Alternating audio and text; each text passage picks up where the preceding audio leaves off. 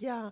And I mean, it's interesting that it began with an issue that touched on women and children, because, of course, the famous podcast is interested in the situation of women in particular.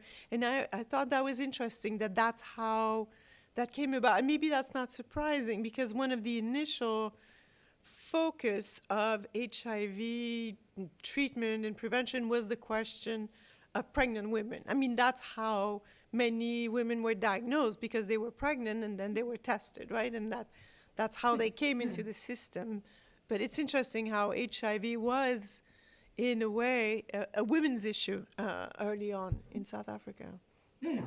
And I think women's health is such a is often such a test case and a touchstone for a health system, because women do access the health system more than men. Yeah. And that's because of good health seeking behavior that we generally see amongst women, better health seeking behavior than for men, but also because of having children, there's a need to access the health system. And so it really has, it's pushed our treatment system, it's pushed our health system, and it also means, and I think this is important for the current day, it means that when health systems are struggling or when they're under-resourced, it affects women more. Yeah. And that is our concern now, because we have health systems that are not strong, and that in many cases are directly disadvantaging women, when the health system can actually do the opposite. It can facilitate gender equity,